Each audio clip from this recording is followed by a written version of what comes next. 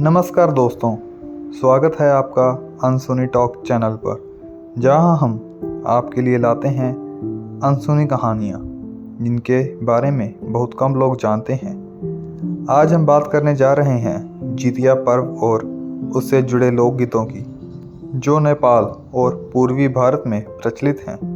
यह लोकगीत केवल धार्मिक और सांस्कृतिक महत्व ही नहीं रखते, बल्कि यह हमारे समाज के गहरे और अनकहे पहलुओं को भी उजागर करते हैं।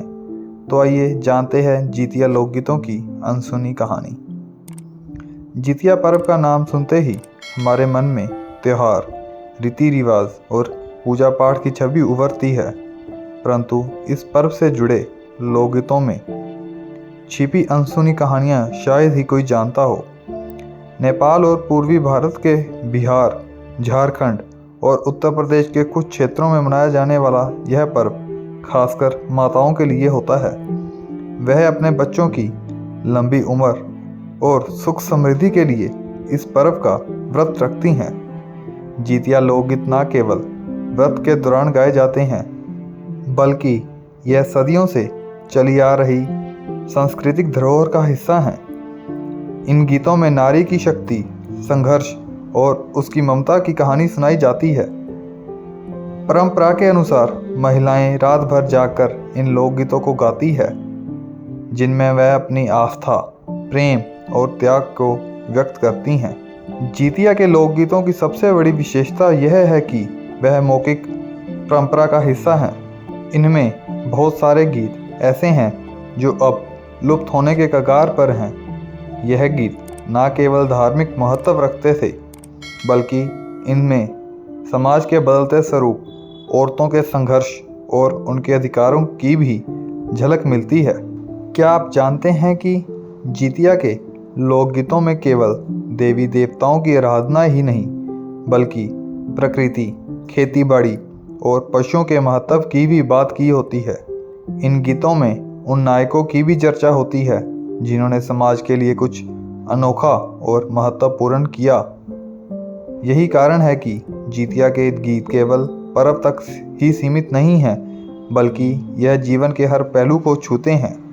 नेपाल और पूर्वी भारत के गांवों में जितिया पर्व के समय महिलाएं सामूहिक रूप से इकट्ठी होती हैं। वह साथ बैठकर न केवल व्रत करती हैं, बल्कि जितिया के लोकगीतों के माध्यम से अपनी भावनाओं को भी साझा करती हैं। इन गीतों में कुछ कहानियाँ ऐसी होती हैं जो शायद ही कभी लिखी गई हों, परंतु वह हमेशा महिलाओं के दिल में बसी रहती हैं। इन गीतों में कई बार मिथकीय कहानियाँ सुनाई जाती हैं, जिनमें जीमूत वाहन के बलिदान की कथा भी शामिल है। जीमूत वाहन का त्याग और उनकी करुणा की कहानी जितिया लोकगीतों का एक अभिन्न हिस्सा है। उनकी कथा हमें सिखाती है कि सच्ची ममता और प्रेम में कितनी ताकत होती है। पर आज के समय में जितिया लोकगीतों की यह परंपरा धीरे धीरे खोती जा रही है। शहरीकरण और आधुनिकता की दौड़ में यह अनमोल धरोहर विलुप्त हो रही है। नई पीढ़ी अब इन गीतों से अनभिज्ञ है और शायद उनको इनकी महत्व का एहसास भी नहीं है। परंतु हमें यह समझना होगा कि जितिया के लोकगीत केवल गीत ही नहीं, वह हमारी पहचान है, हमारी संस्कृति का हिस्सा हैं। अब समय आ गया है कि हम इन लोकगीतों को फिर से जीवित करें।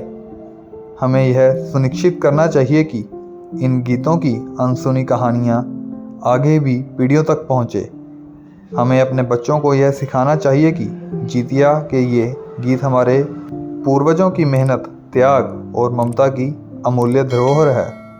तो दोस्तों, आज आपने जितिया लोकगीतों की अनसुनी कहानी, जो नेपाल और पूर्वी भारत की समृद्ध विरासत का एक महत्वपूर्ण हिस्सा है।